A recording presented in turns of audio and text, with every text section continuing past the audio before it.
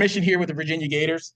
All right, with the Virginia Gators, our mission is to empower young men and women to achieve greatness both on and off the field. Through the values of teamwork, discipline, and integrity, we strive to nurture future leaders who will become pillars of their communities. As we strive to become the premier youth football and cheer organization in the United States, we are committed to providing exceptional programs that inspire excellence, foster lifelong skills, and create opportunities for every child to thrive. You'll see Coach Justin brought to us the 6 pillars of being a man. And we also are working a theme for our ladies that cheer. But that's going to be a big point of emphasis that we push throughout the season in various avenues, right? Whether that be literal sit downs through the org and having men and women come and speak to our kids from various leadership roles about what it took for them to be successful in their various endeavors, to us, our coaches, just making sure that we are setting the example for your children throughout the days. The vision. We aim to establish the Virginia Gators as the nation's foremost youth football and cheer organization by fostering excellence through access and participation in top-level competition, shaping individuals who make a lasting impact in their communities and beyond. So our goal here, right, we want to make it simple, is to make good young men and women for the community in the U.S. and for our families, right? We're going to do that by showing them top-tier levels of commitment in football and cheerleading, right? Nobody in this organization that is coaching your children is going to be allowed to simply be there, right? What do I mean? If you're gonna be a part of our org, right, you're gonna be locked in all the way in, right? So we've been pushing it out to all the head coaches. You got to build your staff up, right, from football to cheer, whether it's 6U, 12U, cheerleading, whatever. All right, we want numbers because we want quality instruction given to your children. All right, we don't want 2 coaches trying to coach 20 kids and people are running around doing crazy stuff, right? And you're from the stands looking at us like, what are y'all doing with our kids, right? We already know that's an issue around the area, but it's not going to be us, okay? So if you see that, right, transparency, like VP said, right? Hey, I feel like my kid's just picking flowers out in the field. We're going to address it. Go to your coach, let them know. If the coach is not handling it, come to the board members. We're going to handle it, all right? Code of conduct. The Virginia Gator organization will set the standard with professionalism. All coaches, team parents, and athletes are expected to carry themselves appropriately at games, practice, and on social media. Conduct detrimental to the organization or your team will be grounds for dismissal from the organization without refund. If you're not sure if your post on the internet is going to reflect poorly on the organization, just don't do it. Poor sportsmanship / breaking the code of conduct is grounds for your team and or that individual to lose out on the Jewel family national incentives for your team. So coaches, please regulate. And we'll talk here towards the end about what that Jewel family national incentive is. There also will be a code of conduct paper for everybody to sign, the players, as well as the parents and as coaches, right? Because we really do want to bring a different kind of vibe to the city and to our organization, right? I think that sometimes Portsmouth gets what do you call it? Like I don't know, there's a stigma about Portsmouth, right? And we don't want that kind of following us into our organization, right? We want to be that. We want to set the example.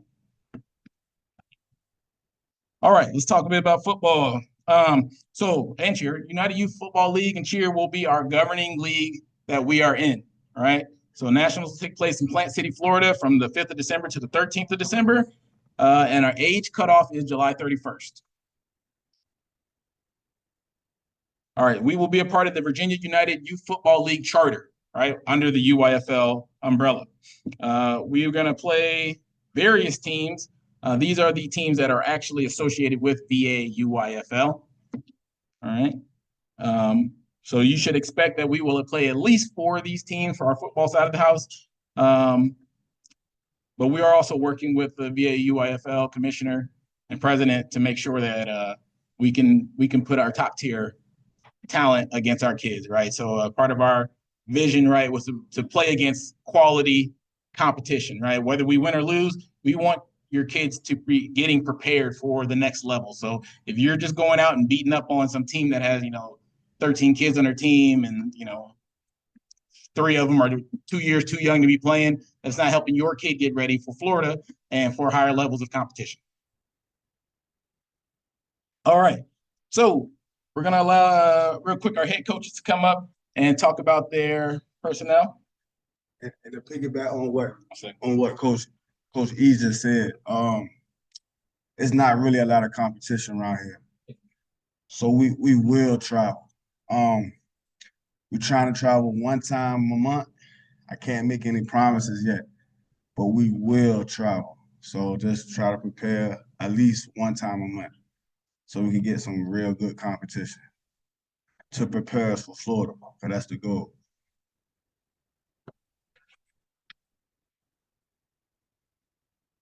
How y'all doing?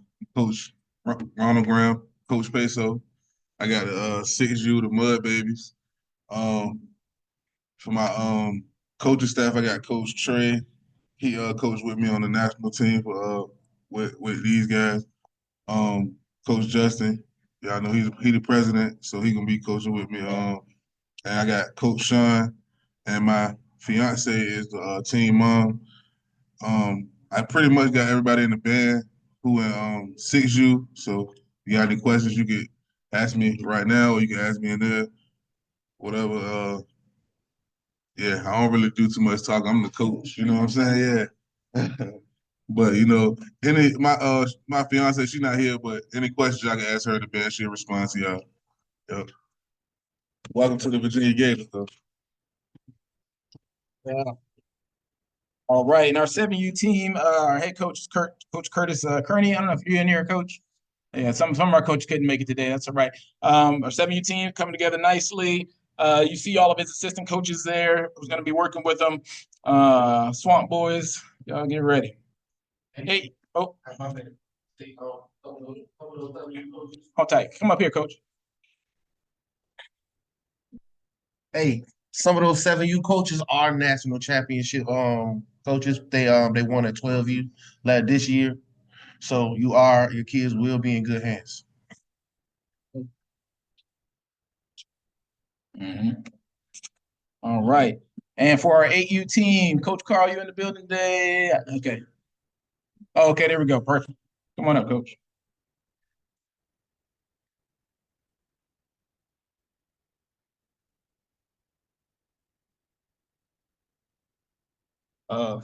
Good morning. Good afternoon. I'm Coach Ron.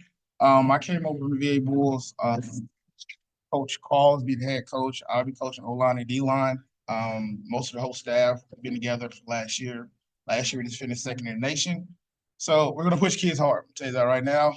Parents, you're not gonna have to worry about a child being singled out. The goal is development and progression.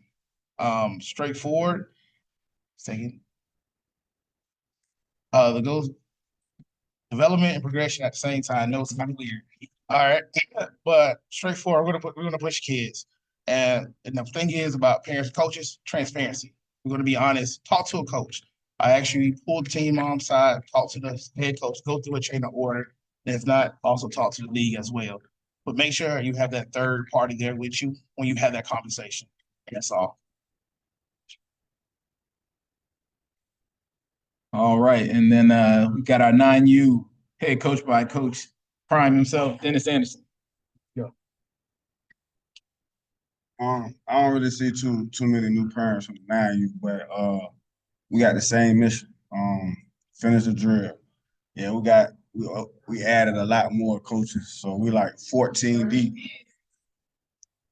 We're like 14 deep, so we're trying to build it the right way. Yeah, that's all I got to say. 9U, let's just finish the drill. Trying to go back to back. A lot of people say it don't count because we're not the Bulls anymore, but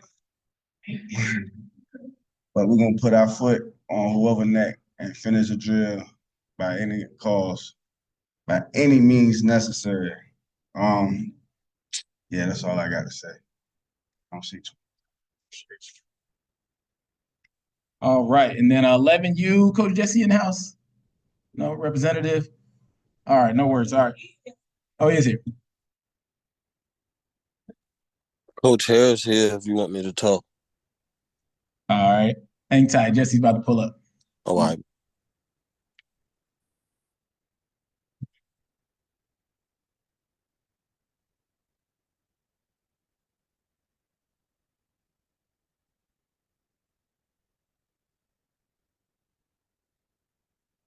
How y'all doing? I'm Jesse here. I'm the head coach for the, but I'm the head coach for the 11U. I do have quite a lot of staff members on my team. For my defensive coordinator, I have Calvin Harris, which he actually coaches semi-pro football right now. He's still into it. I have Raheem Artist, my running back coach, as he's back there right now. Great running back coach. My quarterback coach and my OC, Big Terry Bullock. Coach T, he's over there in the corner. Charles is actually not here today, but that's my wide receiver and linebacker coach. You got Rob. Rob not here. He actually in Cincinnati, if I'm not mistaken, with one of his kids. They run a track. I have Coach Brown, which is Malik Brown. He's back there in the corner as well. That would be my defensive coordinator as well. My offensive line and defensive line coach is not here. That would be Richard Coles and Garrett Bush. I don't do too much talking, so I don't really know too much to say to y'all, but coming the ball this year. I did bring a staff from different teams to bring them up to put them together so we can make a great season. I mean, I don't know what else too much to say. I don't do a lot of talking. So that's all I got for y'all. It's all right, man. Sorry, we putting some of the coaches on the spot, y'all. Sorry. That's all right. Hey, we're gonna be impromptu sometimes. All right, and then 12U on the Coach Ray's here, right? All right, so yeah, with our 12U, we got some stuff cooking for them right now. All right, Coach Dre's actually filling in as head coach and offensive coordinator at this time. He's filling out his 12-year-old staff. We were blessed to go ahead and get Don Diamond Britt. If you don't know him, he runs the D1 Savage All-American games all over the country. He's right here from Portsmouth, runs the business. Stitch It does all their apparel. So, you know, we had a lot of interest in the 12U. We weren't really going to push a 12U, but there was a calling for it, right? We had kids saying they wanted to play, and we had coaches saying they want to be a part of it.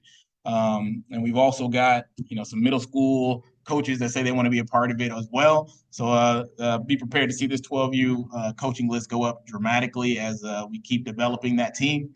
But they're coming with the same concept. Jeremiah Ortega, assistant coach, has an extensive history with the 14U Colts, coaching semi-pro, coaching United Ballers League football, if you don't know about that, but it's a non-padded league. So they've got a lot of knowledge right there combined already, and they got more coming to the table. All right. Oh, my bad. Before Miss Kenya come up in. Parents, I just asked one question. 24-hour rule. All right, so after a game, please get a coach 24 hours before you contact him about any concerns. I know a lot of emotions be rolling after a game, definitely a loss. So please, parents, I'm asking just 24 hours. You contact the coach. If you want to bring a third party in, that's cool as well. But we're just asking for a 24-hour rule to let the coach get over the situation that happened. I'm okay. You said something. The wall baseball thing. Oh. I think a couple years ago. First call. Question. Oh yeah, so just the 24-hour rule. Definitely after a loss, so a coach can calm down, get his thoughts together, so emotions just won't be flying back and forth. So that's another thing we ask for from the parents. Thank you. All right, and something we're very excited about this year is really building a quality cheer program. So it's new to definitely the board members is new to us, right? So we had somebody jump on this grenade, and she's really running with it right now. In the background, I can tell you we've had extensive conversations with the United Youth Football and Cheer leadership, like the actual person who runs the whole thing. She's provided us a lot of documentations. Peninsula Youth Football League, all right, we're not even in that league. They're on board with helping us because everybody wants to see the young men and women that cheer, prosper. So we're excited about this because we know we got people in Portsmouth that can really turn up a sideline. So I'll let you come up, but I can answer that question. But come on up. This is Kenya McCoy, our cheer commissioner.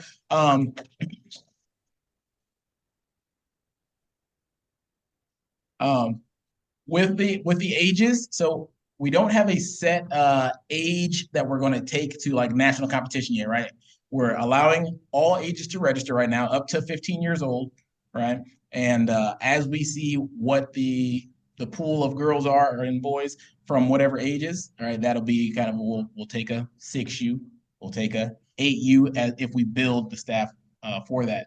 We also are still looking for more coaches, right? We've got a pretty robust coaching staff right here already, but we definitely, as that comes to fruition, 6U, 8U, 10U, maybe we end up with a 14, 15 team, right? We, again, just like with the football team, we don't want any team left with one or two coaches, right? And there's a lot of technical aspects of it. So if you got people with that expertise, please get with Ms. Kenya. I'll leave it for you. Hi, I'm Kenya. I'm your head coach, and then I have Nisha, where she's going to be a coach as well. And then I have a team coach, and that is going to be Raya. And then I have a captain, King. He will be teaching the girls. We want to start from 5 until 16-year-olds. So we want to do the younger girls with the younger boys and the older girls with the older boys. And we're also thinking about doing dance. So they will dance and they will cheer. We will do halftime for the girls. So that's something else. We don't know if we're going to incorporate cheer and dance during halftime, but they will be doing both. We will be going to Tampa. We will do Florida. So that's something else we're going to get into. I told Eddie, and we're thinking about getting the girls into some tumbling, things like that, so that we can move on and become a better team. That's it.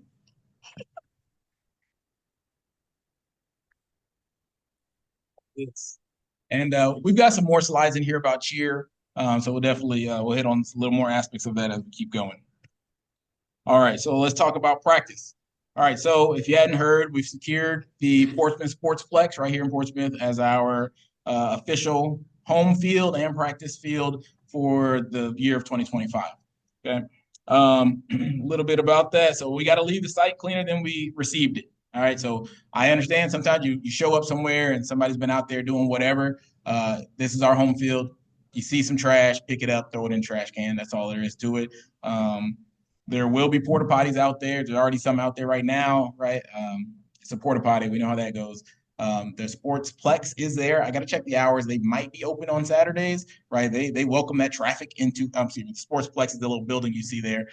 Recreation's got a basketball hoop. It's got a locker room, right? So we don't want to abuse it, but it's there for use, right?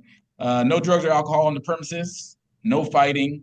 Parents, as we delineate where the separate teams will practice at, please make sure you're staying outside of the actual practice field, field of play, along the edges, so on and so forth. Right now, we're going to be practicing as an org, right, from 2 to 4 on Sundays in February. That's the game plan as an org, right? So 11U, if you haven't seen them, they're already like running. They're out at neighborhood recreation center. They're lifting weights. They're working out. And we want to definitely give that autonomy to the parents, to the coaches. If you want to practice more than Sunday, if you can mute your mic, please. Give that autonomy to the coaches. You guys want to get in there. You're ready to go 5 days a week and your parents are cool with it. Hey, get out there and make it happen as soon as we give the green light.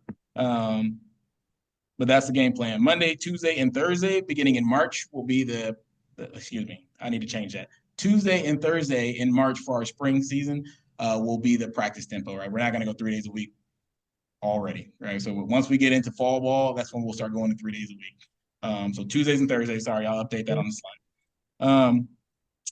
Here we go.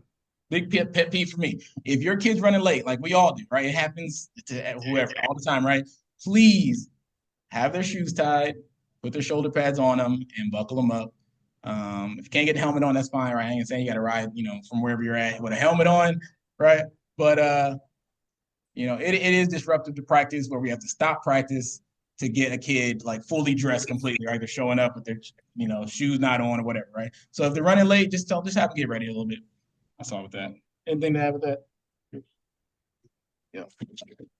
Oh yes. Like Coach said, we understand you run late, but it's hard. Like if you 30 minutes late and then you come to the field, then we gotta dress your son too as well. It takes away from the coach's game plan, and this year we want things to be scheduled. So like we practicing, we might be doing individuals.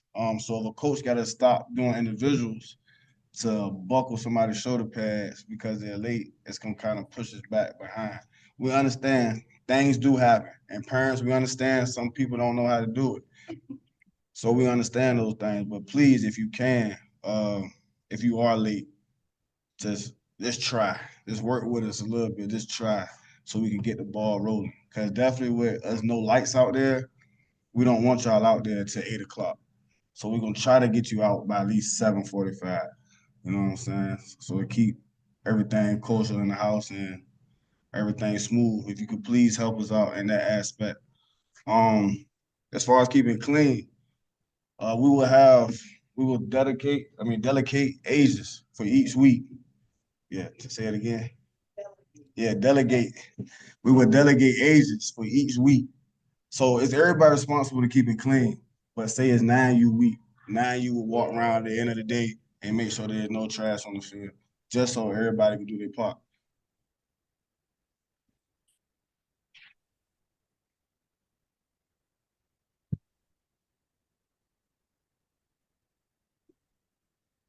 Right. And cheer will be a part of that also. All right. So home field, like we said, Portsmouth Sportsplex will be our home field. All teams will be required to be on site at least 1 hour prior to your game time as that schedule evolves. All right. Most of the leagues you play in or anything, tournaments, you got to be there by the halftime of the game before. That's when you check in. And if your kid does miss that check-in, usually there's different penalties for that, right? Sometimes you got to wait until halftime of your current game before they can check in, or in some tournament cases they just can't play, right? So let's be sure we're being timely. 3 volunteers will be needed to hold the chains anytime we have a home game. All right, so coaches and team moms and parents will be putting that out like but we need that, right? So what we always hate is, all right, they're ready to kick off, and now we just have to wait while we scream to the stands, hey, we need some chains, we need somebody to hold chain. All right, so please be ready, volunteer. If you're one of the people that likes to be right in the front row action, there you go. That's the place for you to be. All right. Like I said, every team must aid in cleanup, and concessions will be on site, right? So our goal here is to really maximize the usage of this field, right? We were blessed to be able to work with Parks and Recreation, and they gave it to us, right? So we're going to use this thing to the maximum capability, right? Saturdays, Sundays, we're gonna really ramp it up, and we're going to keep those concessions going so that we can use that money that we generate to offset a lot of the other costs that we'll be talking about here today. All right, travel. So we are a rec organization, right? Why do I say that? Because Parks and Recreation is allowing us to use their field, right? So what does that mean? It means that they've talked to us, and like we can't necessarily tell a kid, hey, we're trying to build national roster, like get lost, right? You're not ready, right? That's not what we're gonna do. But what we are gonna do is lay the framework very clearly that this is our goal, is to go be national champions, right? On top of building good young men and women, right? So we're going to coach it up. Like I said, we're going to have a robust coaching staff at every single team so that we can make sure that, little Johnny or Sally, whoever comes here and it's their first time ever playing a sport and they're learning, right? They get the right coaching as long as the parents meet us halfway and get them there on time, have all that what they need in order to learn, right? That being said, this is not a free organization, right? There is expenses associated with this. Parks and Recreation did make it clear to us, right? They don't want us turning kids away because it's too expensive, but talk to them, I guess, in some capacity when those situations arise. I don't know what that means yet. They were very ambiguous about that. Doesn't mean they're going to pay people's registration, but they did say, the goal here is to get these kids from Portsmouth to stick around in Portsmouth and not have to go to some other place and play sports. All right. But we're a travel lord. Coach kind of talked about this a little bit already. We're going to be on the move, right? We got to play good competition in order to be ready for Florida. So expect that, like Coach said, one time out of state in the month of June, July, and August, you should expect at least to go somewhere, right? Doesn't necessarily mean we're going to Florida in June. In fact, I highly doubt we are doing a huge trip like that, right? But you should be expecting a North Carolina, a DC, maybe Richmond, nothing crazy, but, South Carolina, something like that, right? And you should expect, 2 to 3 probably trips during the actual fall season out of state to play some team, right? Again, nothing crazy. It'll probably, if we do it, when we do it, it'll probably fall in conjunction with like holidays or something like that, where there's a day off on Monday or a day off on Friday and Monday, things like that. So that schedule will be coming out though. Documents that are needed, right? So I got a few here for anybody who wants to start that process. I left to go record and then my printer jammed, so all the rest of them didn't print. But we also have those digital and we'll get them out. UIFL participation contract and UIFL travel form are documents that we will need for Florida. And then your physical, your UIFL physical. So everyone has to have a physical dated in the year of 2025, right? And it has to be on a United Youth Football League form. All right, so we'll get those to you and we'll have them digital for you also. The conduct policy will be coming. And then you got to have your official ID for your child, right? Whether it's one of these 3 items here, it can be any of those. They got to have it. And your team mom or parent needs to have it on hand so that they can show at check-in. Questions on any of that? Yeah, so the travel form is literally when we go to Florida, this just tells them like where you're staying at, things like that. The level, it's just a form, mandatory for Florida. So we won't even see this again once you fill it out until we go to Florida. Wow.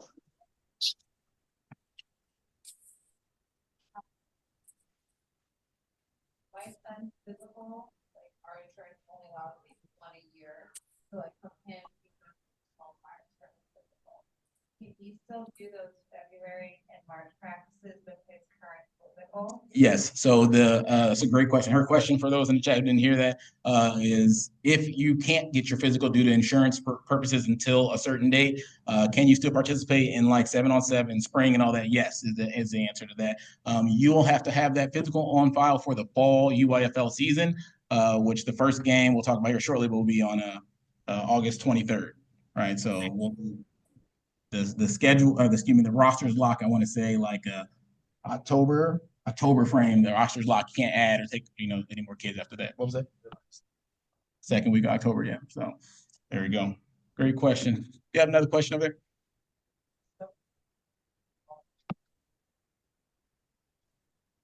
Yeah, so it is on stone. Right, we got some slides we're gonna talk about 7-on-7 here in a minute. But yes, the goal, right, is for the org to move as an org, right? 7-on-7, spring football, fall football, right, and cheerleading throughout the time, right? But yeah, we'll be yes, that is concreted in. We're gonna do 7-on-7.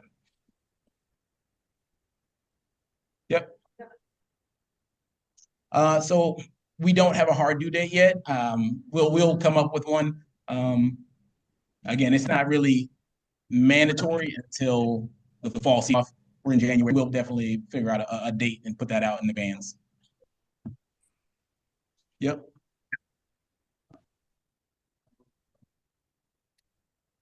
Correct. Age cutoff July 31st. But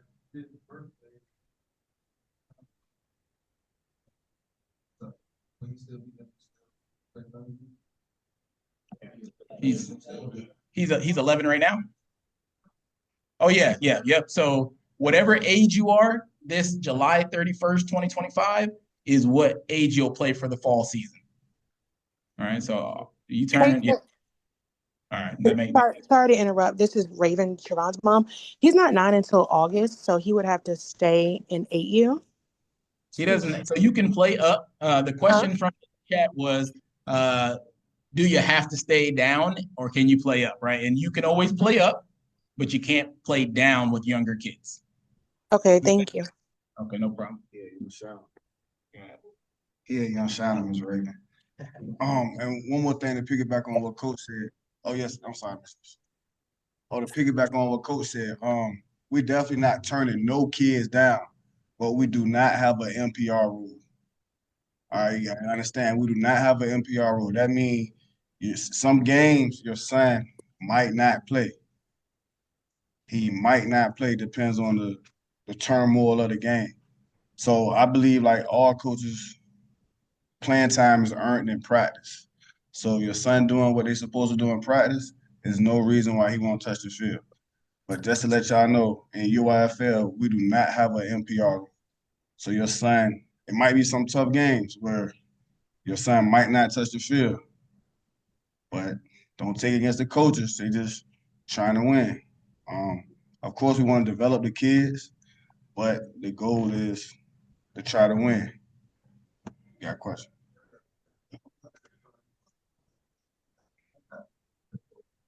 Nah, it's high school football.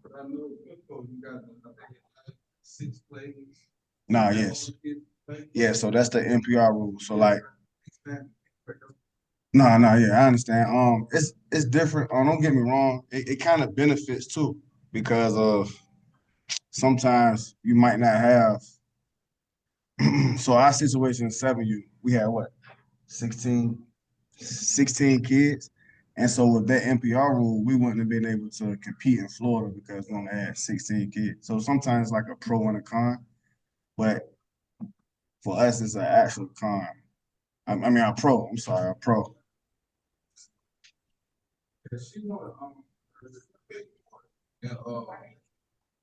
On team, right? But she concern is we playing travel ball. Say we go to Richmond. It's we going to Richmond, maybe So I'm sorry. So the question was, are we all going to travel together? Correct. So that's our goal. So we've been talking to the commissioner from UIFL. He told us if we have a schedule to him by the beginning of July, we're good. So when we're trying to make the schedule, we're trying to make sure everybody can travel together, right? But now check me out. So it might be a game. I'm just throwing names out there. The Virginia Goats, they might only have 2 ages. All right. And then say we go to Portsmouth Bruins and they got the other 4 ages. So if we're away, right? So 4 teams have to travel to the Portsmouth Bruins and 2 teams might have to travel to the Virginia Goats. That type of situation. But if we're traveling out of town, we're gonna make it an ordeal where the whole org going. But like if it's like a away game here, and like I just said, like the Portsmouth Goats only had 2 teams, and the Portsmouth Bruins got 4 teams, and we split up like that, then it'll be 4 teams here, 2 teams there. But a lot of the orgs around here don't have a home field. So that's our advantage right now, that we have a home field, so we kind of can control our destiny. You get what I'm saying?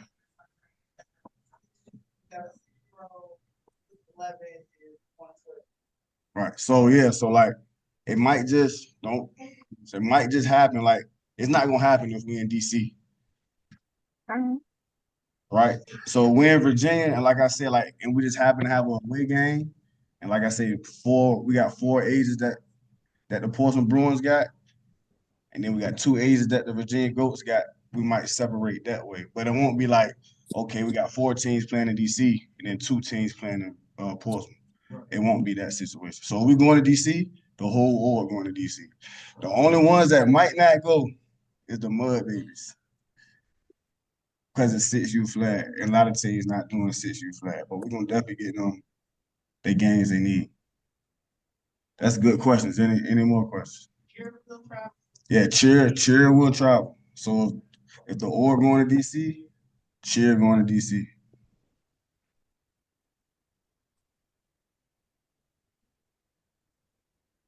Great point about the cheer traveling. All right. So we look at cheer as an extension of the football team, right? They are 12th man on the football team, right? Their energy elevates the gameplay. So it's important and we want to treat it like such.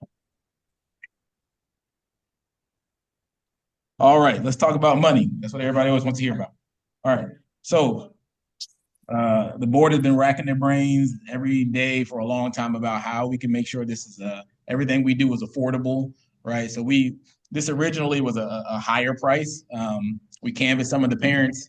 It was like, hey man, we just finished Christmas. We just got back from Florida, so on and so forth. Cool. But we cut off some of the fluff, right? We had a bunch of swag, right? We had all this nice apparel and stuff with it, but it drove the price up to $200 and something. We said, you know what, forget it. Cut it. We're here to develop football players. So right now for spring football and 7-on-7 combined is $165, right?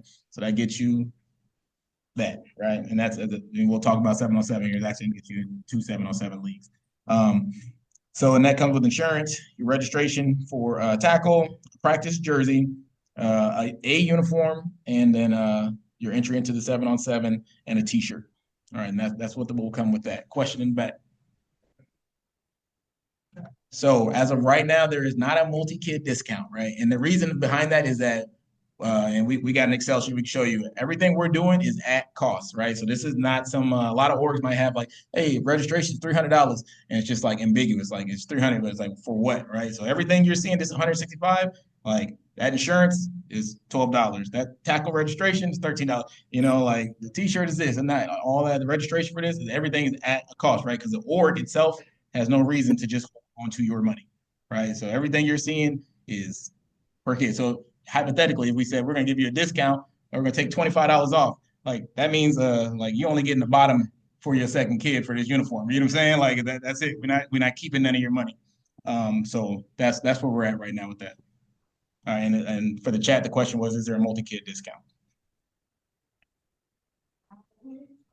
Yeah, I know, right? Yes, there will be an option to do payment plans, right? So we actually we have a website in the works, right? Through sportsengine.com. We went ahead and made that payment and did it. None of us on the board are IT people, right? So this is a little challenging for us, but they are working with us. They're building it up. We got the rudimentary portions of the website up, and it's got payment options and things like that. So drafting, so like you can set it up, hey, take it out of my account every whatever 2 months, stuff like that, to pay these options off. But that's not up yet because we don't want to put it out if it's still like janky, right? And right now it looks janky in my opinion. So we want to get it right. So in the interim, you can get with your teams, right? They've got their individual cash apps. If you want to do a payment plan with them, and then they will send that completed payment to the org when you guys got that worked out. All right. All right. So spring football, spring 7-on-7 only is going to be $74, right? It's a weird price because, again, we're just adding exactly what it costs for you to do these things. And that gets your insurance into the league and a T-shirt.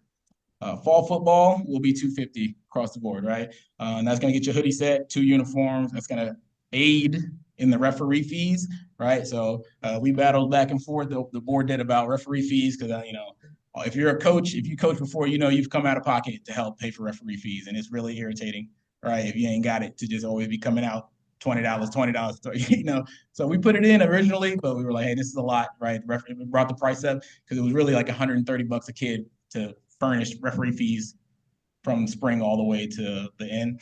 But we brought it down. I think it's like $55 in there. So coaches and team moms, be ready, fundraise to take care of the rest of your referee fees, your UIFL, your registration, and the insurance. Question? You absolutely can. Yep. Any other questions with that? Okay. All right, so for spring tackle only, right, it's $140, and that gets you what you see right there on the screen. And that's that with that. Questions on that? Anytime you all make a payment in full to the organization, you see the org's cash up there, please be detailed, right? Because until the website's up, we are doing this thing. Obviously, we like to do digital so that you got the receipt, we got the receipt, and we're plugging things on Excel sheets, right? We got this, we got your kid's name, we got their sizes, and that they're paid or what they have paid towards it. Question? Are there other payment options than Cash App? Yeah, okay, 1 second. I'll get to that, the question in the chat just a second. So customized jersey, yes. Your jersey will have your kid's name on it, and it is your jersey. That is not coming back to the organization. The goal here is for all teams to have 3 uniforms at least by the time the fall season starts. All right, we're going all blue, all orange, and all white, right? And they all have a pattern that is interchangeable so that you can wear your white with your blue and your orange with your white, so you can have 9 or whatever that math works out to combinations of uniforms. Teams want to come together and get another uniform, go for it. Outside of the 3, if you've got your own vendor, right? Some people come from other orgs. I got my guy in Pakistan that does great. Hey, go for it. We're not here to govern a team about little small minutiae stuff like that, right? Question. Oh, I'm sorry. Hold on. There's a question from the chat. What was it? Other payment options. So when we get the website up, you'll be able to pay with your credit card, things like that. And then we'll work with Stephanie Jewel. I have no doubt that we can also start up a PayPal and what other avenues that she can do to attribute to the nonprofit bank account with no problems at all. But as of today, if I had to tell you, Cash App and cash would be our only 2 payment options. All right. Yeah, another question? Somebody in the back there? I thought. Oh, right there.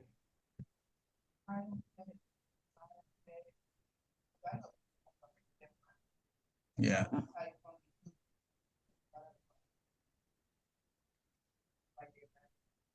So at this moment, that is not something that we have on our calendar and something like that.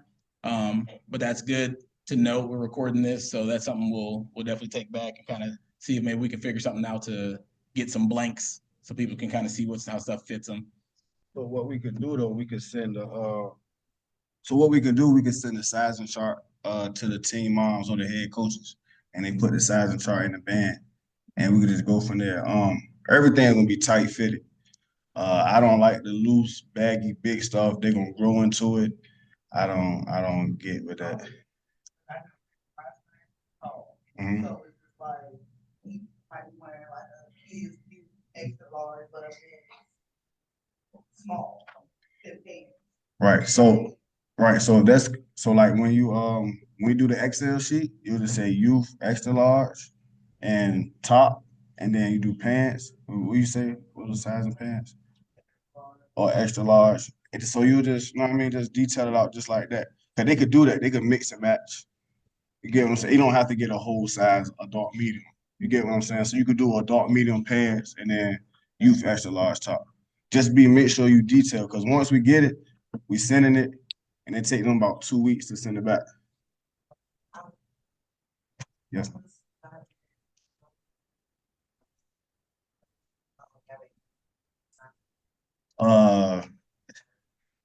It's game industry. I'm pretty sure. I mean, y'all might deal with them, but I don't think nobody really dealt with them. We felt this guy like last year. He's really good. He did our uniforms. He's really good. I like the material and the way they fit on the kids. Yes. That's and I don't know if you see. I mean, I could definitely say that. I could definitely put that out to the parents, but matter of fact, our brand knows. Yeah, we could do that. But my son's is a youth medium. So I try to get a youth small, youth medium. I could do that. We could do that. But like I said, like he sent us a sizing chart as well. So we'll send the sizing chart out in a band so y'all can go through that before y'all go through Excel. Yes, ma'am. We advising you get your own shoulder pads and helmet, but we do have brand new for rent. That's on the slide coming up as well. But we're gonna get to that. Any other questions with any of that stuff? All right. All right, so cheer registration. Cheer will be $170. All right, and that's going to cover what you see there: insurance, backpack, hoodie set, uniform, and a practice shirt. And that is the baseline for all that, right? And we'll talk about some additional expenses, right? I'm sorry, we got a question over here. Okay, some additional expenses with that, right? There's some other things that cheer has to take care of, right? Like your shoes, right? There's like we're not gonna collect money for shoes and you have specific sizes, right? But they have some Reebok high tops they've already selected out, white, that they want all the girls to get, and the cheer socks, right? They got that and the pom-poms, certain things that you guys will take care of outside of the normal registration price. Questions on that? Okay.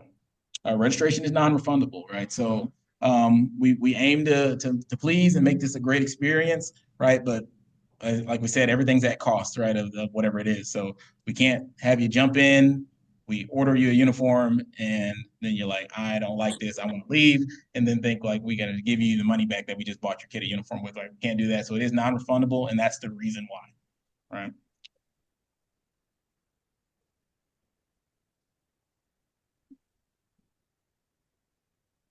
Flag in here, sorry.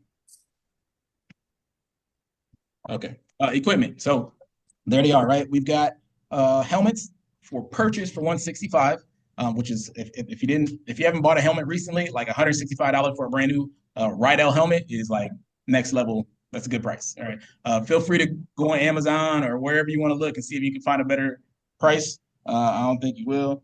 Dre, you still got that paper? So right now, what we low system resources. What we're trying.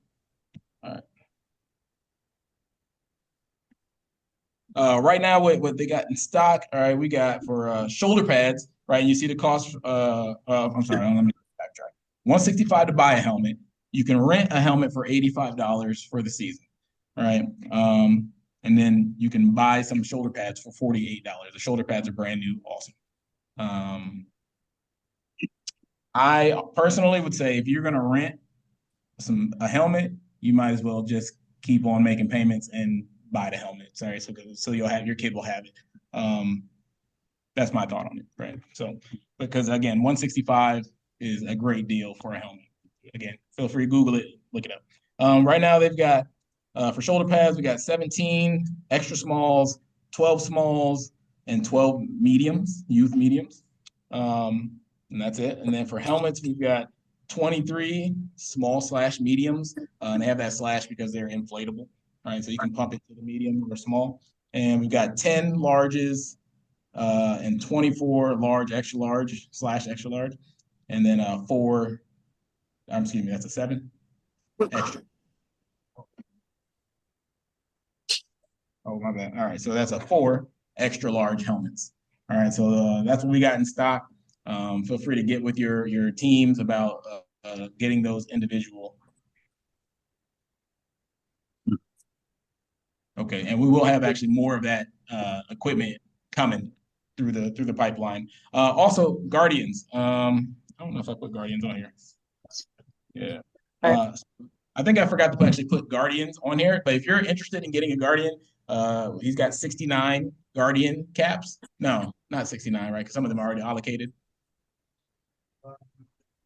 Okay, so there's around 50 Guardian caps. If you don't know what a Guardian is, yeah, they're actually on top of the helmet right there. All right, and so one, all right, they say that they're a little bit better for protecting the kid's head and things like that. It's not something you can play with it in there during the game. Okay, we're not gonna say you can't. So there it is. All right, I'm a little bit old school, I guess. I'm getting there now. So I just like when I see somebody with a Guardian on in a game, I'm just like, it's crazy. But you know, we like them for the concept of, you know, we've got brand new helmet, right? Protection, and then it also keeps, you know, the paint from getting scratched up early and all that stuff, or during practice and things like that. So yeah, those are available too. Guardians to buy, I think he said were, yeah, like 40, 45, 50, close to something like that. I apologize for not having that info on the PowerPoint. We'll get that out to everybody though. $48 for the Guardian cap, which again, if you look it up, you're going to see it for about $70 online.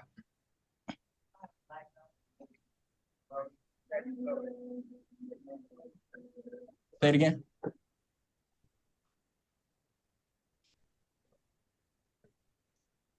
Yes. Yeah, for sure. Right. So everybody's going to have a blue helmet. Everyone's gonna have a blue helmet. We got some processes in place though for painting. That should not be super expensive, right? Around $40, all right, $30, $40, because some of our board members and some people that on staff have shops like that have painting resources there. We just got to take care of the paint. The man hour is going to come from the coaches and stuff like that and labor, but we got to make sure we take care of the paint. And the helmet. I have some helmets for you to paint. I was like, I'll do them in storage. Oh, yeah. And then you'll get a decal, stripe, and a number. So that's on every age group. You'll get a decal, stripe, and a number. So if you want to put a guardian over that, that's cool, but you don't have to. That's getting the Gator, right? Yeah. Gator. Yeah. So we're getting the cursive Gator. I don't think nobody got it on out here, but cursive Gator in orange across the helmet is what's gonna be. Yeah. All right. Somebody got it? Oh yeah. Okay. Yeah. There we go.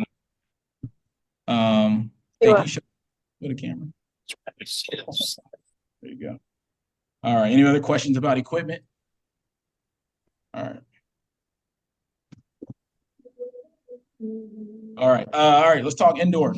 Excuse me, 7-on-7. So for one of the 7-on-7 leagues we're going with is the Norfolk Indoor Sports.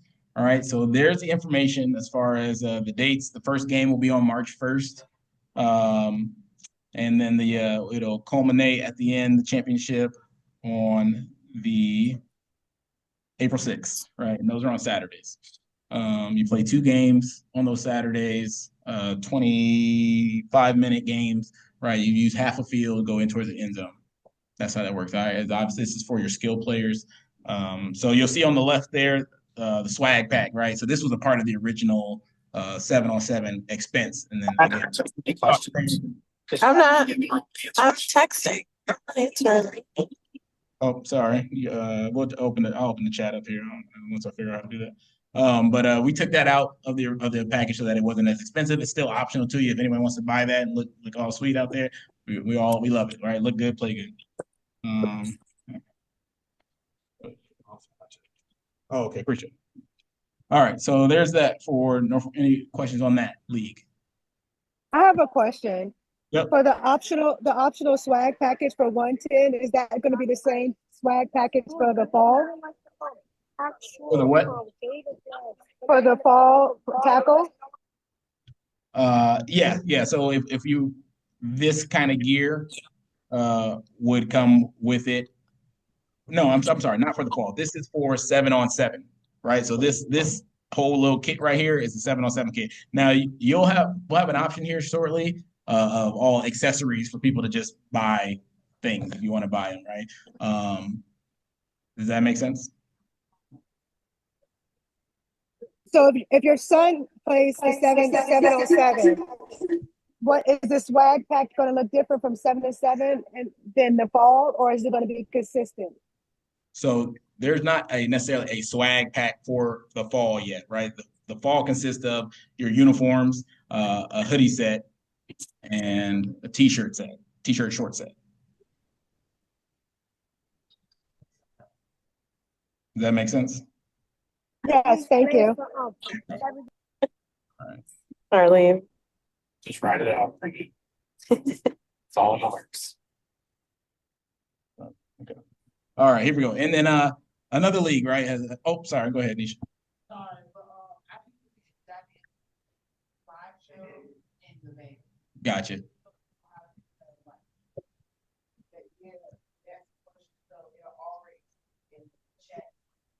Absolutely. So when this is over, we'll drop it in the band. So Hampton Roads United has reached out to us, and they want to bring their league to our field. So that's what we're going to be doing. So on top of that on Saturdays, on Sundays, we'll be right back on our field, not traveling to Norfolk Christian, and we'll be playing games on Sundays at our field. There's what the season looks like for that. Right. So some people are going to feel like, man, that's a lot of football, right? When we're looking at this, like passing is a part of developing these young football players, right? And if we hit the field in March and we've already, tripled the amount of passing defense and offensive play of our competition, right? We're going to be well ahead when it comes to fall football. Question? Yes, ma'am.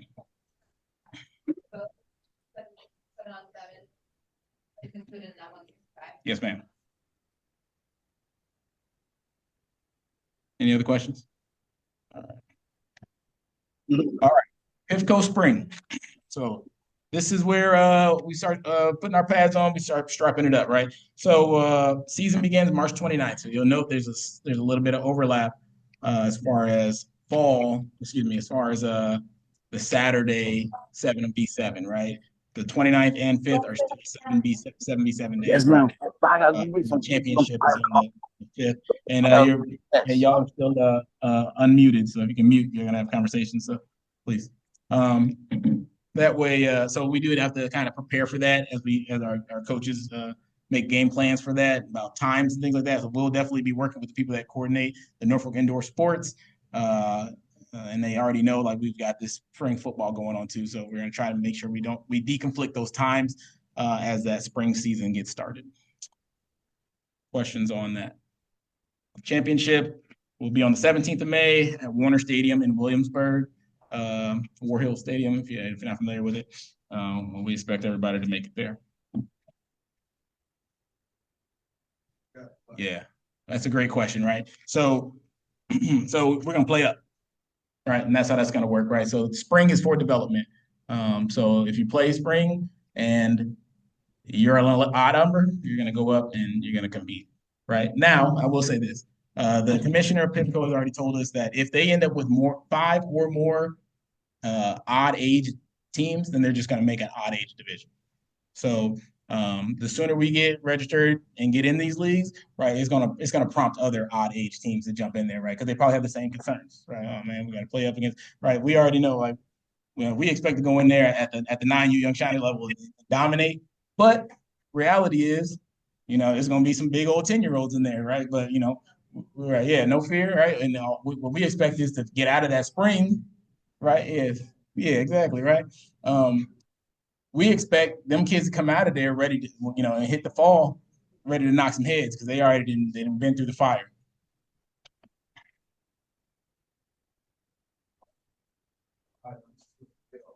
Yeah. Oh, yeah. That's a great point. Right. So in the PIFCO Spring, you play up, but if they have 2 odd teams, when you go to the playoffs, you still fall back to the odd number for the playoffs in the PIFCO Spring.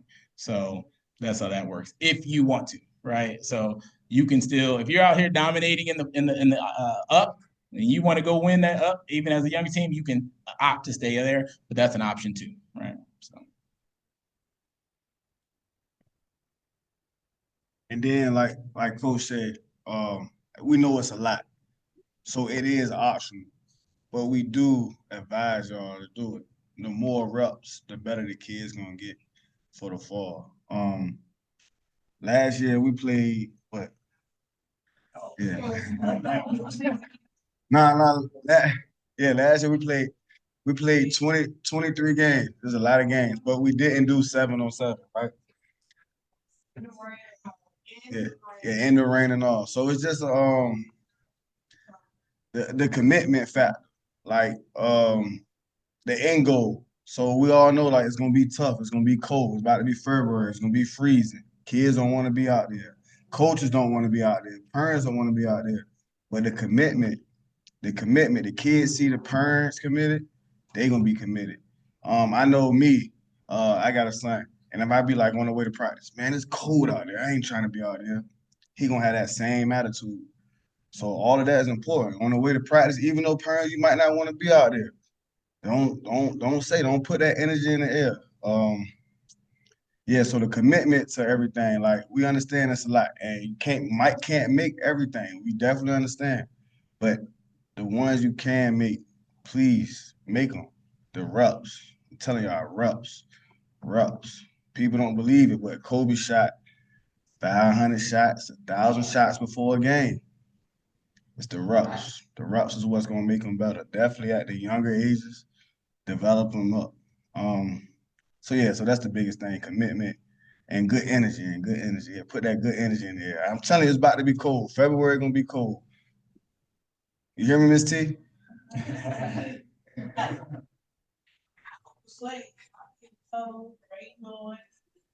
Absolutely. And then additionally with that, right, we recognize that, these are kids, right? So that's why we made these provisions. Like we're making sure we have guardians available for people, right, that are concerned about things like that. Our coaches, right? Hey, coaches, y'all didn't know this. I just finished reading over our agreement with Parks and Recreation. Like we all got to be heads up, concussion certified for sure. So that's coming down the pipeline. Get ready for that. And it's $25. Sorry, y'all.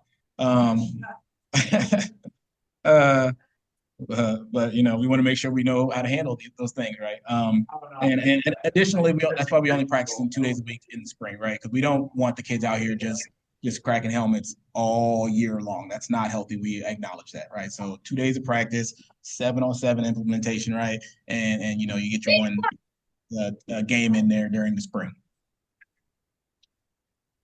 All right. And also with that, you're right. Our coaches during the fall, right? Our coaches, they're going to make sure they have game plans, right? So it's not necessarily.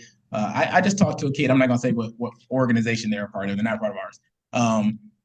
But last year, they were on a B team, right? A B team considered like the other kids, right? Which I hate that term, right? They only had like 2 coaches on their team and stuff like that. And he told me, like, asked him like, well, how'd it go? We lost every game, and he told me all we did was we just ran at each other and hit all practice. That was it. Like they didn't go no game plans. We didn't develop no technique, nothing like that. They just hit each other to try to toughen them up, right? Don't have to worry about that here with Zord, right? All coaches, all teams, even if it does, we end up with 60 kids, right? So we have to split it off into A team, B team, right? Everyone's gonna get coached up, right? So you don't have to worry about your kids out there just running them up.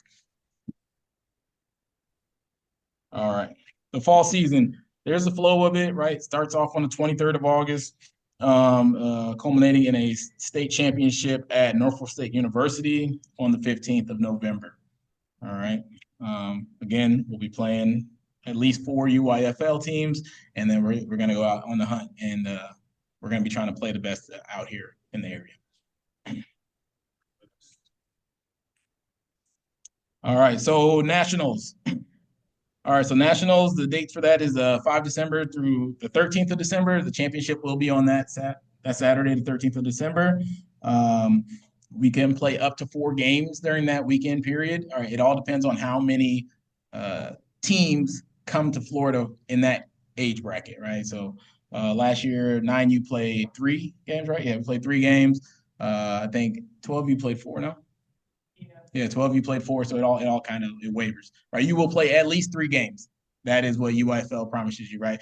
You lose one, you end up in a consolidation bracket for the rest of the way there, right? So you got to win all your games in order to get to the championship and win the championship. Oh, guaranteed 2 games. Excuse me, guaranteed. So you lose the first one, you only get 1 other game. Okay, my bad. Guaranteed 2 games. All right. So some expected expenses during that time frame, right? Our national fee, right? That's $1,300. Every team that goes to Florida has to pay it, right? If we do this thing right, this should be no problem, right? All of this stuff we're going to be doing, 7-7, all that, right? And hosting things, we're going to be trying to generate money while we're there, right? Concessions are rolling, gates, all of that, right? And that money is going to be split back. We'll talk about fundraising here in a little bit, but it's all going to be taking care of expenses and then dishing it back out, right? We don't want to hold on that. Additionally, you all will be doing your own team fundraisers, right? That does not come to the org, right? There will be some money that goes to the org. We'll talk about that in a minute, but it's only $1,000 for the whole entire season, right? Everything else, will y'all be raising it, generating it, holding it, and taking care of things that need to be taken care of with it, right? We don't want nobody asking, well, what's the org doing with our money? We don't want that, right? We've all been there. We have no time for that. All right. Housing at nationals, rental vehicle, tolls, rental vehicles, the food, team activities. Those are just examples up there, Busch Garden, stuff like that, things that people do when they go down to Florida, right? Because when you all go to Florida, right, and that's the expectation, we don't want people just sitting in the house all day, right? We want the kids to get out and do something. They're in Florida. Some kids that are, might not have ever left this area, right? So we want them to enjoy it, right? But while keeping football the main thing or cheerleading the main thing. To piggyback on that, right? We definitely want the kids to do something, but it's definitely a business trip. It's definitely a business. Hold on, Miss T, let me finish. It's definitely a business trip. So coaches, we will be practicing. I'm not trying to tell you how to run your team, but when you get in Florida, bro, we will be practicing, parents. All right, we will be practicing. It's important. I'm telling you, it's important.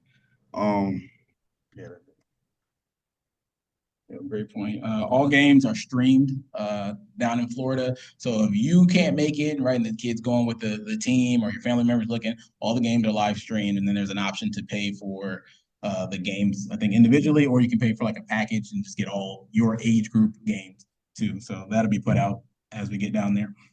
Any more questions about nationals? All right. Go. And to reiterate about the $1,300 fee, the president has said in a leave I go. No, you good. You good. No, you're good. Okay, let's talk cheerleading a little bit. And Phil, yeah, no worries. Hey, we're here. I added in from we went over these slides as a coaches and staff and everybody, and I was like, you know what, we had like one thing about cheerleading. That's not good. So let's talk about more. All right, so the season expectations, right? In the spring, we're gonna train sideline cheer during our 7-on-7s and during our spring football, right? As ready, I should say, right? So I say 7-on-7, that's coming up really quick, right? If the team's not ready, no worries, right? Practice. The goal is ideally by the spring season, but definitely by the fall season, we want things running smoothly with routines and whatnot. And then the fall, again, training, sideline cheer, competing locally. So we are actively searching for little tournaments that are around close by, right? And trying to make sure we find the appropriate level as we keep getting more boys and girls in to cheer, so that they can kind of get introduced to that if they're new to it, and or if we get a lot of girls that have experience, we make sure we get them in the appropriate level and they're not going down, competing with girls or boys and girls that they definitely could beat. Because even in the cheer, we want it to be competitive. We want them to compete. And then we'll determine that national level during the fall, where we end up falling out and where we should be at. Nationals for cheer, same timeline. So I hadn't been to an actual cheer event down in Florida yet. So I got a chance to watch some of the live stream of last year's. It was real cool. It is on the same day. So cheer is a one-day actual evolution down in Florida. It's on the 13th. So there's a check-in the Thursday before. Outside of that, the cheerleaders will be with the football team, cheering us on, all that. And then they will go on the 13th and do their cheer thing. So hopefully, the expectation will be from the board to the coaches, right? Like we go out and support them if your team's not playing, right? Or, that's what we want, right? Because they're there to help us. We want to go support them. But they'll be there on 13th. Expected fees are the same thing, just like the football team. Airbnbs, if that's how the team decides to roll and things like that, right? It's expensive. We got to start fundraising early and map out those expenses early. Yeah. All right, so levels of competition, right? So we had a long conversation with the UYFL cheer commissioner, and she kind of laid it out about like how it kind of works. We're still learning. But so there's level 1 beginner, level 2 advanced, and then there's an all-star advanced, right? So beginner and advanced is just what it sounds like, right? The beginner level, there's some nuances to where like flips and things like that you can and can't do. And then there's all-star advanced, which is a culmination of multiple ages that can do advanced level things, right? Flips and stuff like that. So that's also an option if we end up with kind of an amalgam of different ages, but they all can kind of compete. You can go there as one unit still, as opposed to breaking it down. Okay, we're only going to take the 8U girls or the 12U girls and boys. We're going to take everybody. All right, so, and then there's that traditional dance option like Kenya was talking about. In the next couple slides, you'll see sometimes where it says small versus large, and this just kind of breaks it down. A small team, right, means a max of 16 participants versus a large team, which is 36 participants max. So in the level 1 beginner, all right, you got your 6 and under, 8 and under, 10 and under, 12 and under, small or large, and then again, like I said, 16 is the max participant for a small 12 and under team, all right? They don't have that large option for them. So flips, tosses, and aerials of any kind are prohibited in level 1. And then they go off the NFHS rule book, which is like the national governing body for rules in sports in high school. I'm sorry, y'all can't really read the thing there, but I got that available there. The cheer coaches have that available. And then level 2 is for the 12 and 14-year-olds. And then they can go small or large for the 14 and under. And it's 12 for the max. 12-year-olds is 36 max for the advanced level, right? And so some of the things with that, inversions, tosses, and forward, 3/4 flips to the seat, and toe pitch flips are prohibited. I have no idea what that means, but that's what they told me. All right. So, and our cheer people are getting all that stuff worked out. All right. And then they have the All-Star Advance. All right, which means you can take all the girls there, but they do have to compete at an advanced level or at least against advanced level competition. So that means if the decision is made to just take everybody, we do a routine, right? Understanding that you're competing against girls that are going to do flips and things like that, right? All right. All right, and then again, there's a dance option also, right? I don't know if that came out really small. Yeah, it's pretty small. But I just put on some of the things they score there. I'm not gonna go over all the scoring things, but if they just went as a dance team, right, you can compete against a dance team division. Okay. All right, end of season banquet, right? These are important to us. Oh, I'm sorry, we had a question. So you're talking about doing spring cheer for the girls, getting them out there practicing things like that. Will there be a spring costume for the girls this year, or is it covering? Yeah, no worries. The cheering is $170 total across the board for initial registration costs outside of the extra things that come pom-pom, shoes, things like that. So now on girls, figure out that like doing some of the local competitions like that. Will that 170 cover those registration fees, or will we pay those? That will be a separate, right? So 170 gets you into being a cheerleader with the Gators, and then there's additional expenses that got to be covered, i.e. tournament fees, things like that. No problem. Thanks. Good question. Any other questions with that? All right, cool. End of season banquet, right? So everybody's going to have a banquet, right? If for some reason your team coaches and team parents feel like they didn't plan it right or whatever, right? The org's going to take over that planning process for them, and everyone's going to do a banquet, right? Ideally, we do one big, humongous banquet as an entire org, right? But there's a lot of obstacles to that, right? Venue spacing and things like that, right? Who's going to be actually be coming? Are we about to waste money when 40 people don't show up, right? So, right, as we get closer to that time frame, and our team parents already got a little group chat going, right? So they can start working those questions and how things like that, right? But we definitely will have a banquet. Some of the expected expenses, trophies, decorating, food, and games, right? So let's keep that in the back of your head. All right, and then just some additional expenses to understand that these things could and or will be incurred, right? Guardian caps, helmet painting, right? So Chris Neal, he jumped on there a little bit. I don't know if y'all heard him, but he was like, he's got a shop. He also does that can do the painting, right? It won't be anything that knocks you over your head, right? $35, $40, something like that, because we got to take it apart, sand them down, paint them. Getting the paint is the real expensive portion of that. Duffel bags for cheer, all right, the local UYFL registration fee, pom-pom shoes, bows, cheer socks, things like that will have to be paid for also. All right, fundraising. So each team is required to raise $1,000 towards the org, right? And all right, boom, right there, people already get like eyebrows raised. What you mean towards the org, right?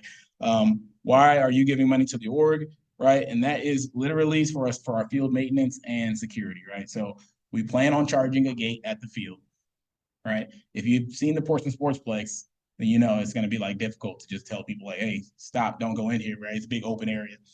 So we're going to rope it off and things like that, and we got to have somebody to kind of regulate that, right? So we need some sort of security, right? Because we don't want coaches or parents like trying to grab up other people and tell them to get up out of the. We don't want none of that, right? So it costs money for security, right? So those fees will go towards that to make sure we have somebody that can rove around, look at the wrist bands, and make sure people have actually paid, things like that, right? Because all of that gate money, concessions, things like that are going to go back to helping us mitigate these other expenses that we're all going to incur. And that's what the $1,000 is for, right? However the teams want to raise it, go for it. We're gonna have multiple organization-wide fundraising efforts, right? Where we go out and panhandle and ask for money.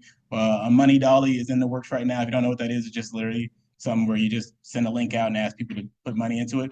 And that'll be divvied back out to the teams, and then they can send that as they wish. So we're gonna fundraise from the beginning to the end to make sure we can really offset costs, because we don't want people going, bankrupt trying to freaking play football and cheer. And tax season's here, so y'all can make big payments right now. Yeah. All right, so it pays to win. Justin and Stephanie, president and treasurer, they've decided to go ahead and bless the teams that buy in all the way and put their best foot forward. And they've elected to take care of the national fee for all Virginia state champions, right, on the Gators org. So you win, and they're gonna take care of it, right? So that's $1,300 that y'all are still gonna be trying to raise on your own, right? Because Lord help us, knock on wood, the jewels get killed tomorrow. Like we just all were hoping that they was gonna pay for things, right? So, right, right. But yeah, so you guys will all fundraise and or pay in, right, to make sure those things are taken care of.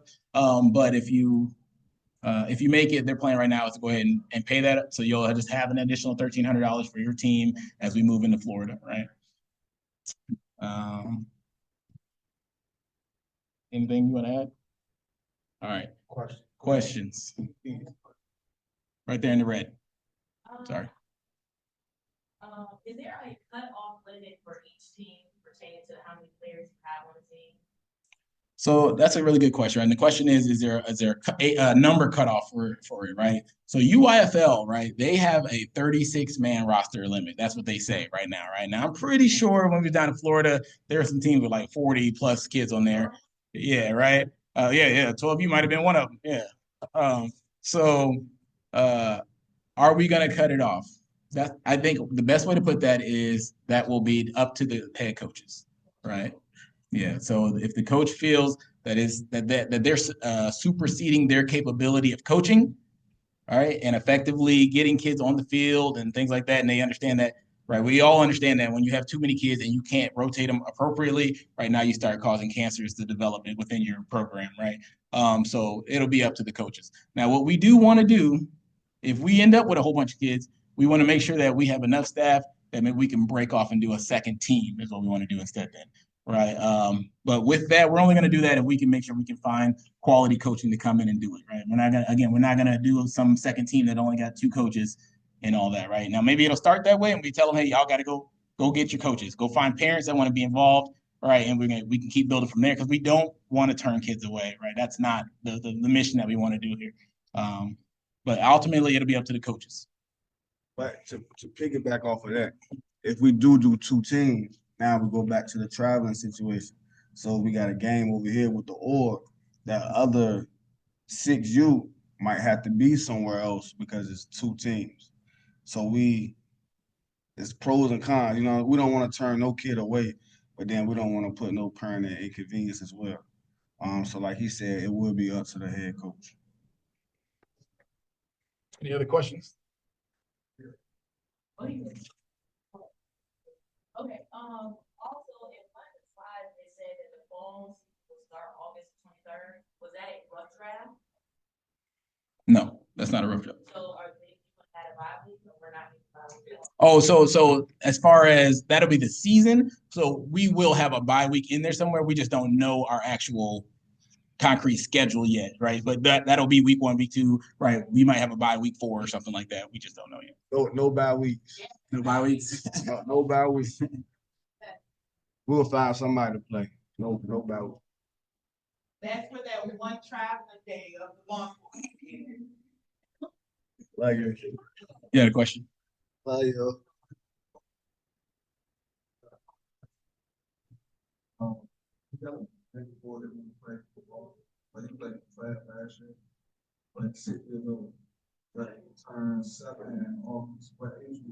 So he's 6, right? So you want to speak to the tackle portion of your stuff? Or I can talk either way.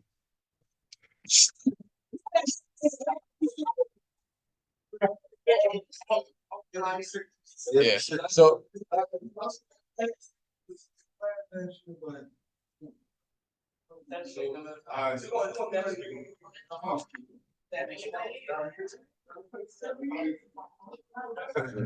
Nah, so look, this is the thing he was saying about two teams. So look, we was gonna do 6U flag for spring because that's what they had. But if we had enough 6U kids, like enough 6-year-olds come, we might, and it's enough staff, we might do tackle 6U. But it has to be enough staff, it has to be enough kids because I don't want to just put some 5-year-olds out there with some 6-year-olds and they get crushed all over the place. You know what I'm saying? I just don't want that to happen. You know what I'm saying? So if we do get enough 6-year-olds like that, we will have a tackle. But I'm about to say that. But if we don't, he always can go up to 7U. Yeah, if he played flag already, I'm pretty sure he'll be all right at 7U. Because 7U, yeah. Oh, so he ready then. So 7U coach right there with the red on. Coach Kari, yep. yeah, so yeah, definitely as we get closer to as like the summer comes around, 6-year-olds will definitely be formed up more and have their numbers kind of concreted, and coach will definitely be able to see what size kids he has, experience level, things like that. Have they already played flag, stuff like that, and that'll kind of lead into if they're ready to go ahead and do tackle then, you know. Any other questions in here? Please ask, please. Yeah, transparency. Again, if we don't know it, like I said, we're recording this. I'm gonna go back. Anything that I was like, we don't know, we're gonna figure that out and put it out in the band. Okay. Anybody online? Any questions? All right. Okay. Hey, cool. look, hey, I got a question. Okay. So look, all right, because I kind of got in here late. So in the springtime, it's 7-on-7 and like a regular tackle season. Like I'm confused on what's going on in the spring. What age group are you with? 9U. Oh, who is it? This Yeah. Doing both, bro. Yeah, we're doing both, man. Oh, so we're doing 7-on-7 and just like a regular spring season. Correct. So 7-on-7 will primarily be for our skilled Like skill players, right? Right. So that's something I didn't cover, right? So for our linemen during this 7-on-7 kind of time period, right, we're going to be doing some stuff on Sundays, right? We'll be doing some stuff on Sunday for the trenches, right? We are waiting on responses, right? We've reached out to all the high school and middle school coaches in Portsmouth, including Portsmouth Christian. And we've asked for their offensive and defensive linemen and their actual kids to come out and help us out on Sundays for 2 hours. I'm pretty sure we got that in the band calendar, if I'm not mistaken. But that's the game plan right now, is to get them out there on those days and operate, right? And it'll be a cool environment, right? Because we'll also be having a 7-on-7 going on, so they can be off to the side doing their thing, and so it'll be a good environment for them. Questions? 7-on-7 in spring is at the same time? There's a 2-week overlap because they're on Saturdays for the Norfolk Indoor Sports. March 29th and April 5th is the beginning of spring tackle, and that is the end of Norfolk Indoor Sports 7v7. So we will have to kind of manage that a little bit, right, with our schedules. What age? 11 years. So I believe y'all doing both. All right. Right. Gotcha. Yeah, and for the chat, that was 11U head coach saying that he plans on doing 7v7 and spring. So hold him to it. Other questions from the group or the chat?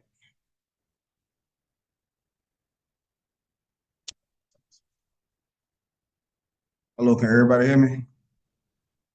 In the chat too. So my coaches, Coach Eddie, Coach Peso, Coach Trey, Coach Travis.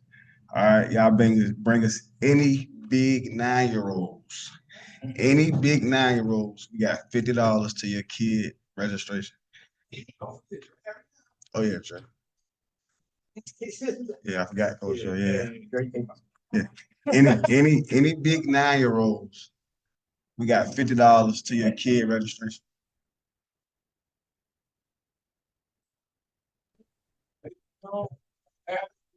Saturdays and Sundays. So for the fall, so we'll try to keep your heads up with, Oh yeah. Thank you. I appreciate that. Yes, so we do like the double header. So double header means play Saturday and Sunday. And with us being blessed to field, we could kind of control the situation. So we could get teams in here Saturdays and Sundays. We would definitely benefit as a whole, as an org. So, yeah. She was. Y'all have flyers that I can take to my school. That's a big night over there. We're definitely about to get the flyers out. Yeah, so President got flyers in the works. We definitely plan on hitting every school in Portsmouth. Chesapeake won't let us hand out stuff there. I tried it before.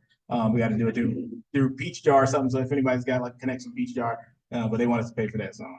But yeah, we definitely will be doing that. So if you're able to get there, we'll just give you those flyers so you can distribute them for more than just the 9-year-olds, but like for all of them. Yeah.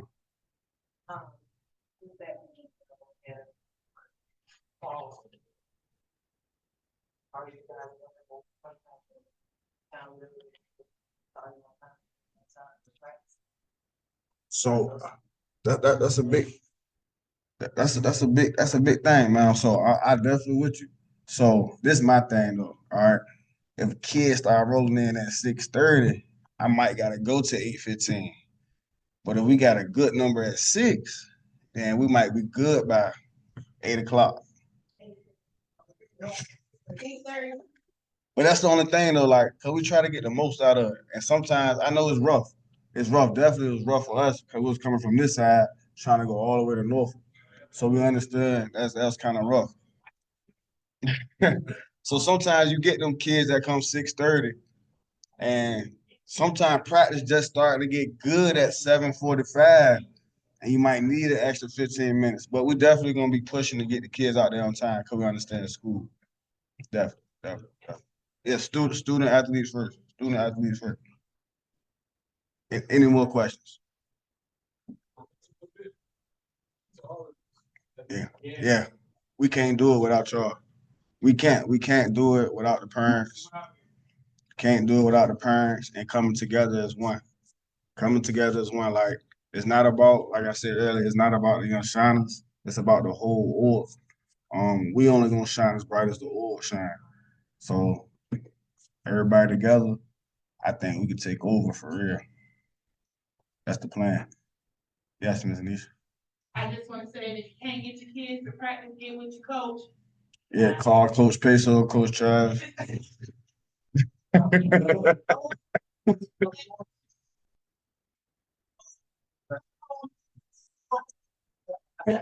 Question.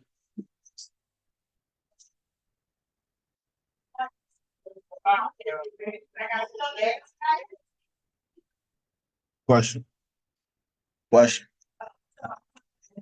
No, I don't know if there's other team moms here but there was a team mom group created for like fundraising and trying to help everyone get their stuff together. Other team moms, so I want to provide you.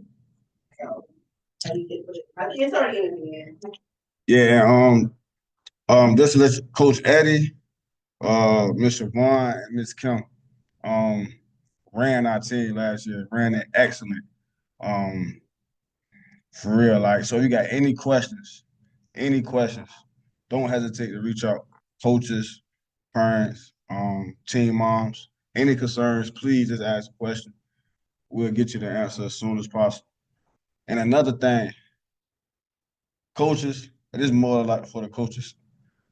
Now you will be going to Canton, Ohio, July 3rd through the 6th. So other ages, if you want to go, let us know. It's the D1 Nation Hall of Fame. So you get to see the kids get to see the NFL Hall of Fame, and they get to compete in a tournament to get nationally ranked. July 3rd through the 6th. Yes. If the cheer is assembled, ready to go, I'm not gonna let them sit out.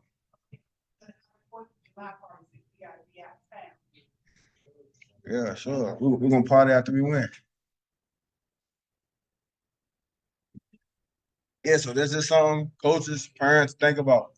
But I know for sure, 9U, we going.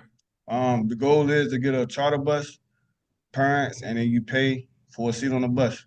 You just pay for yourself. Your kid you won't have to pay for your kid for the charter bus, but you will have to pay for yourself for a seat on the bus. So that take you to Ohio, and it take you from wherever we stand to the game.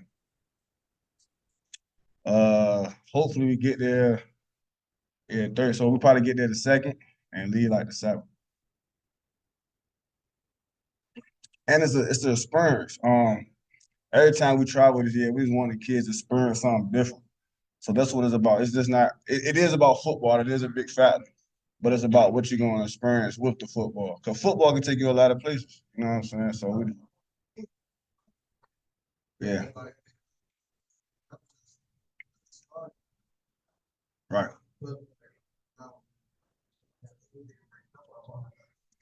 All right. Appreciate you, bro. Appreciate you. Yeah, definitely. Definitely. Any more questions? Not trying to hold y'all any longer. Any more questions? Do we got any 7U parents here? Okay. All right, well, that's Coach Kirk. Any 8U parents here? All right, I know y'all good. This the team mom right here for 8U. So y'all want to talk to her afterwards? Any 9U parents? No.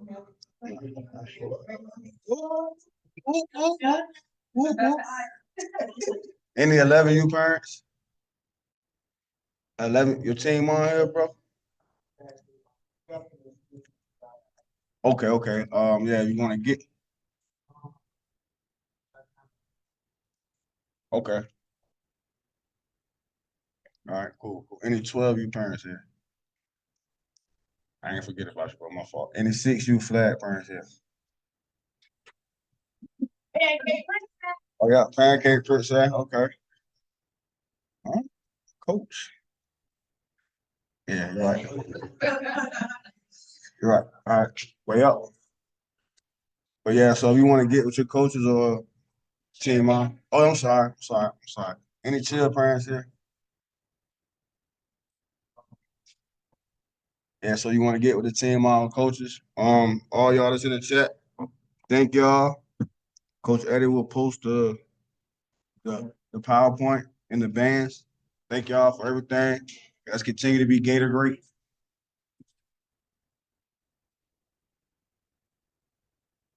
Oh, Michelle, do you have a question? I see your hands raised. You can unmute yourself and ask it.